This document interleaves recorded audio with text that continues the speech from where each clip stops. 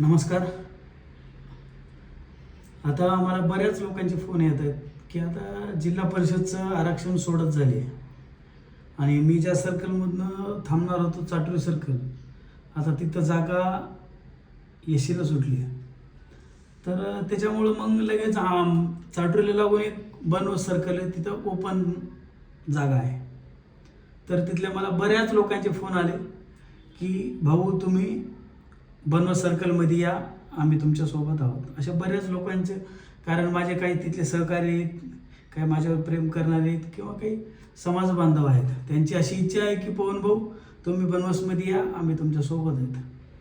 आणि मी त्यांना सांगितलं ठीक आहे, विचार करून सांगतो. पण हे झाल्यानंतर माझ्या काही सहकार्यांनी पोस्ट केल्या, मी तिथे येणार आहे किंवा मी बनवस लढवतोय. तर असं पोस्ट पाहून मला काही अपोजिशनवाले सुद्धा जे कोणी आहेत त्यांनी सुद्धा फोन केले, म्हणले पवन भाऊ तुम्ही इकडं कशाला येत आहे, इथं माझे खासदारचं पोरगं थांबणार आहे, इथं अमुक थांबणार आहे. अजून एक दोन जणांची नावं घेतली त्यांनी.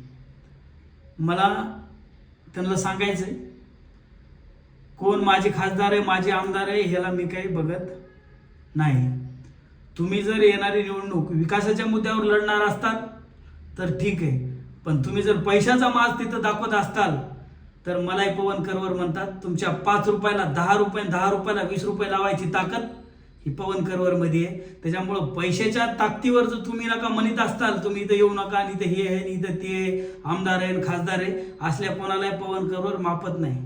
कारण मी माझी प्रत्येक निवडणूक ही सर्वसामान्याच्या अडचणी सोडवण्यासाठी लढवत असतो. आणि इथून पुढची बी जी जिल्हा परिषद निवडणूक आहे ती सुद्धा माझ्या मायबाप जनतेच्या आशीर्वादानं मी लढवणार आहे. आणि त्याच्यामुळं कोणत्या पक्ष, कोणता नेता हे मी पहिलं पण बघितलं नाही, याच्या पुढे सुद्धा बघणार नाही. कारण मी कधी कोणाच्या दारासमोर तिकीट मागायला आजपर्यंत गेलो नाही, याच्या पुढे सुद्धा जाणार नाही. मी थेट जाईल ते माझ्या मायबाप जनतेच्या दारात जाईल. आणि कारण मी त्यांच्या जीवावर निवडणूक लढवणार आहे. बनवस असू द्या का कोणती असू द्या, पवन करून एकदा शब्द दिला ना मग तिथं माघार म्हणजे नाहीच.